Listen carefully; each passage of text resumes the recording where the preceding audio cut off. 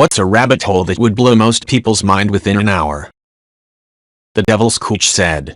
The Dupont Scandal.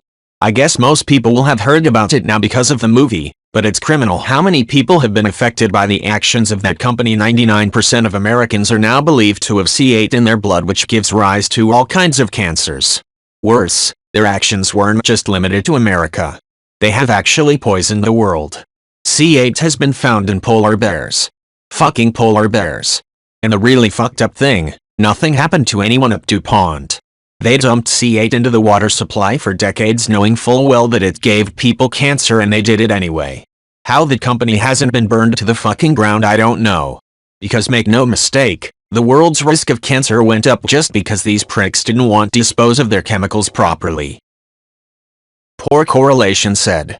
The Coconut Grove fire. It was the deadliest nightclub fire in history and had a massive effect on modern medicine. Burn treatment, penicillin, and even the recognition of PTSD links back to a tragic nightclub fire in Boston. Senior Bison 1040 said. My grandfather was supposed to be there. There was a big Boston College versus Holy Cross football game, two local Catholic colleges. BC was supposed to win, and their fans all planned to go over to the club after the game to celebrate. Holy Cross managed an upset. Many of the BC fans went to the club anyway, with dates and friends and family, since they had planned an evening of it. Then the Holy Cross fans went, too, excited by the victory. Some die-hard BC fans, like my grandfather, skipped the club party because they were too depressed about the game. Three Pipes said. I was just reading the Wikipedia article on this and came across the following paragraph. Despite being billed as absolutely fireproof in advertisements and playbills, numerous deficiencies in fire readiness were apparent. An editor of Fireproof magazine toured the building during construction and noted, "Now I want to know more about this Fireproof magazine." Demon said. Coast Guardsman Clifford Johnson went back inside the building no fewer than 4 times in search of his date who, unbeknownst to him, had safely escaped. Johnson suffered extensive third-degree burns over 55% of his body but survived the disaster, becoming the most severely burned person ever to survive his injuries at the time. After 21 months in a hospital and several hundred operations, he married his nurse and returned to his home state of Missouri. 14 years later he burned to death in a fiery automobile crash. 15. Damn man, that guy was destined to die by fire, and death was pissed he didn't succeed on the first try. I cream Peter Mom said. I woke up to over 30 voicemails the morning after that fire. I was on vacation from work and they thought I might have gone there. Not a fan of Great White, so had no interest in going. An ex's dad died in the fire though, and it did a number on her as they had a strained relationship that had recently been healing. Wiki Summarizer Bot said. Great Smog of London. The Great Smog of London, or Great Smog of 1952, was a severe air pollution event that affected London, England, in December 1952. A period of unusually cold weather, combined with an anticyclone and windless conditions, collected airborne pollutants, mostly arising from the use of coal, to form a thick layer of smog over the city. It lasted from Friday, December 5th to Tuesday, December 9th, 1952, then dispersed quickly when the weather changed. It caused major disruption by reducing visibility and even penetrating indoor areas, far more severely than previous smog events, called P-Supers. FAQ opt-out of subreddit GitHub, downvote to remove V1.5. Awesome Beefcake said. I think people don't realize that debt can never be paid off, only grow bigger.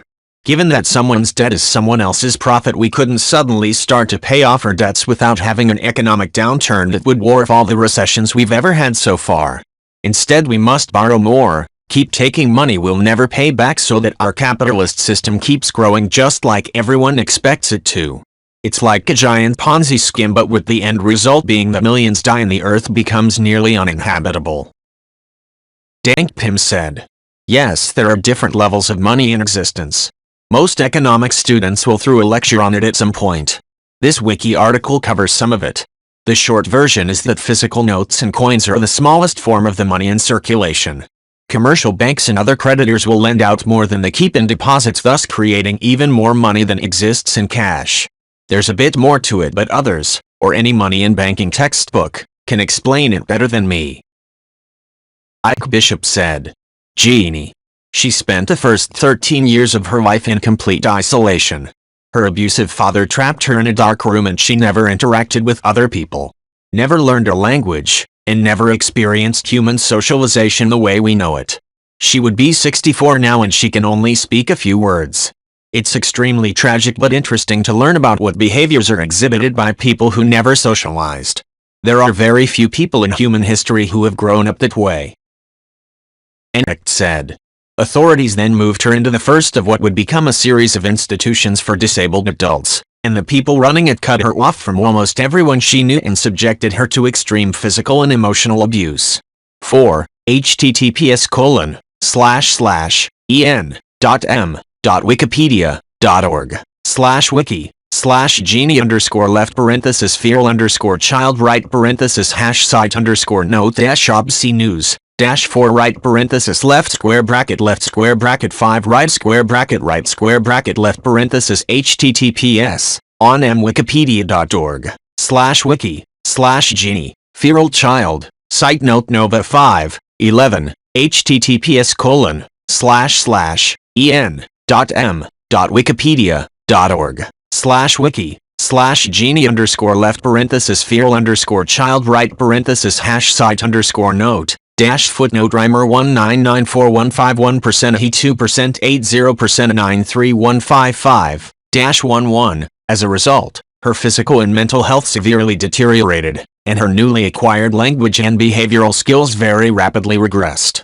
4. https://en.m.wikipedea.org/wiki/genie_left feral_child right #site_note-ob-c news-4 right left 5 right left https://on-m-wikipedia.org/wiki/genie feral child site note nova 5 well, fuck.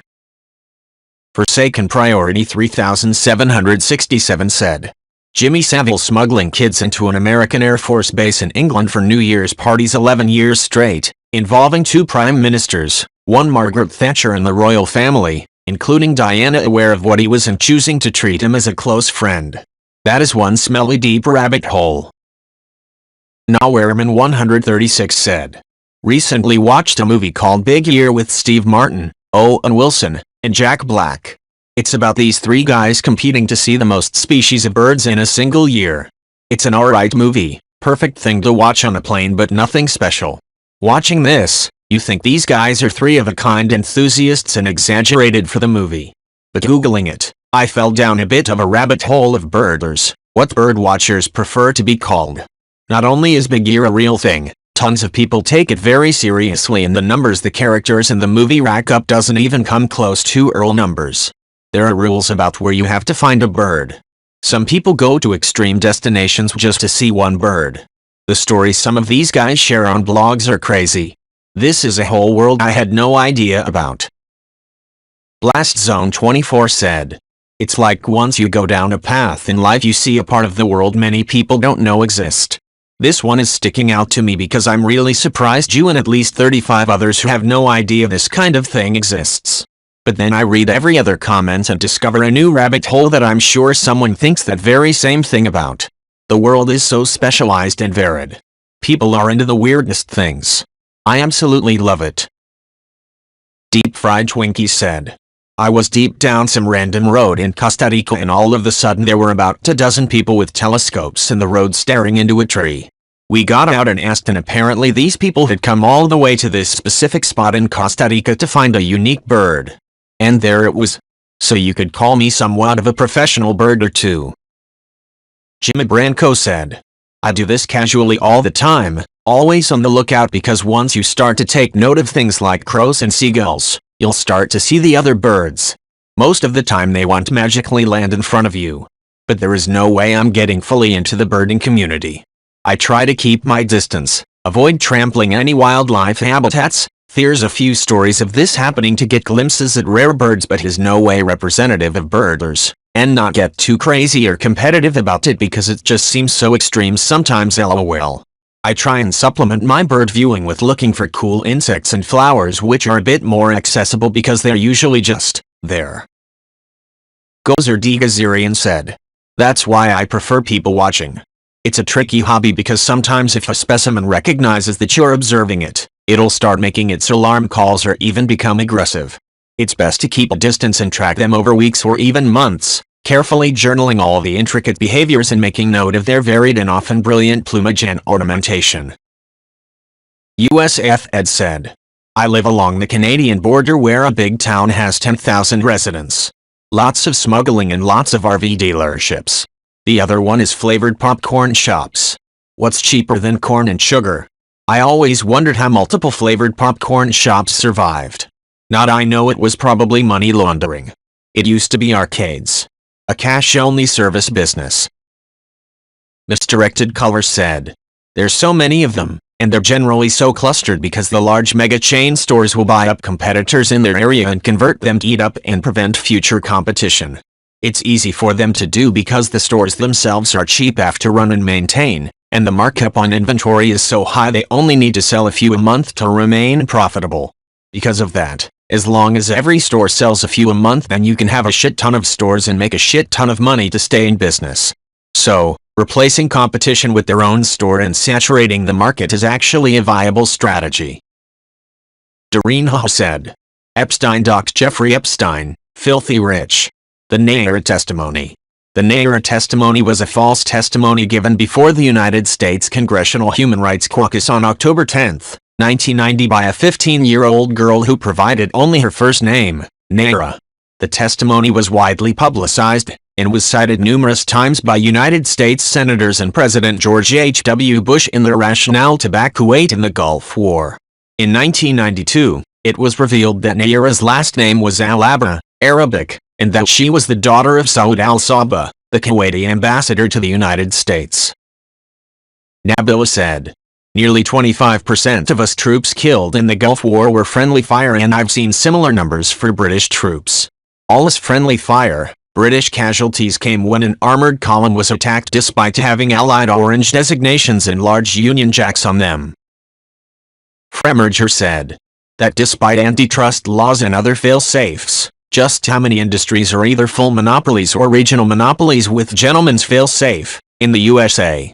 The eyewear industry, prison industrial complex, cable, foodstuffs, funerary, entertainment, etc." 6 Off-Crown said, "The Nazi Lebensborn EV program. A Nazi project to increase the Aryan population. SS soldiers were encouraged to have relations with not only German women, but also Scandinavian.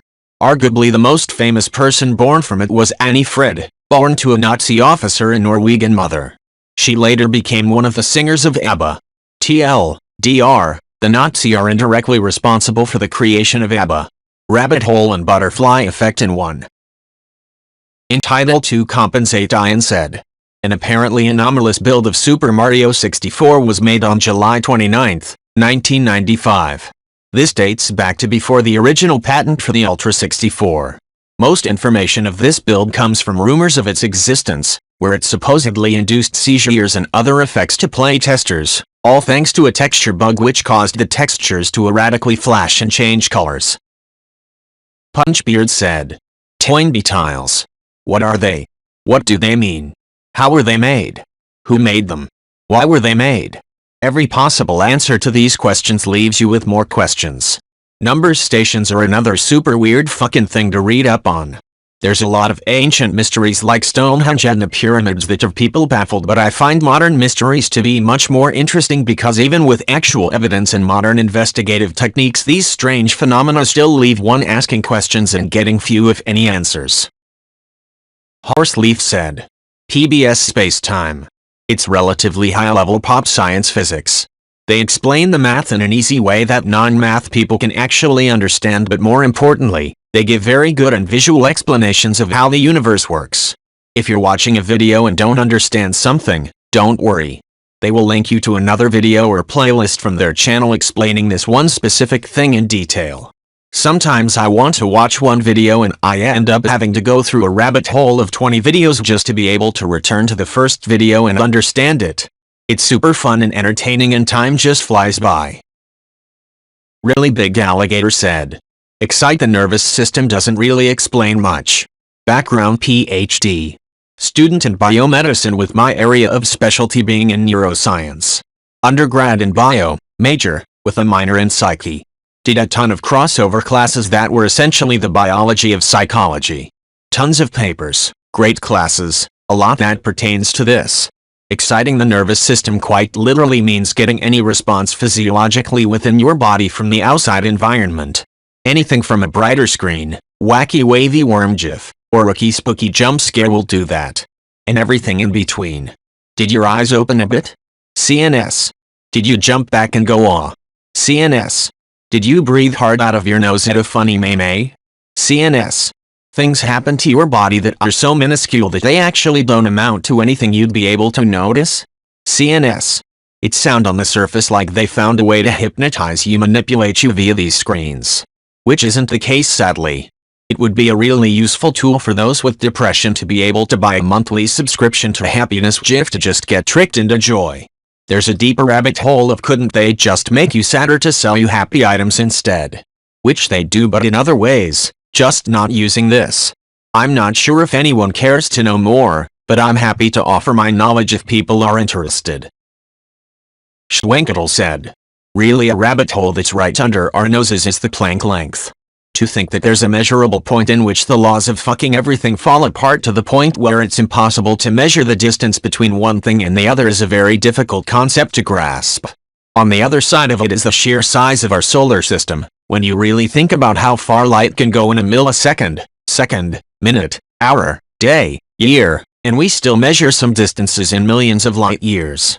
The scope of the universe is really insane. Siobhan Port-Said. Very briefly, if you fire electrons one at a time through two slits at a screen, they'll act like they're going through both slits at once. If you watch the slits to catch them in the act, they'll behave themselves and just go through one of them. Even weirder. You can rig the experiment so that you only check the slits after the electron has gone through the slit. So it goes through the slit not knowing whether you're going to check it or not later on. If you were going to turn the detector on, the electron behaves itself and goes through one slit. If you decided you weren't going to turn the detector on, the electron chills out and goes through both slits, undoubtedly sniggering and whispering dick to itself as it does so. For physicists reading this, yes, I know I've oversimplified it. Billy I said. I have been digging a lot one day and found a huge list of real poll numbers of the US states with so many numbers and sources without context that it is practically impossible to pinpoint where any information came from which your claim trustworthy. I came there to have a laugh, but I see the problem here. It is impossible to prove that massive amounts of data that people just believe it. On top of that, after looking at that for 30 minutes, I saw that there were like 20 more of those files with God knows what in them. At that point I realized that you should take these people serious and try to help them out of this rather than boycott them, cause the hole is deep.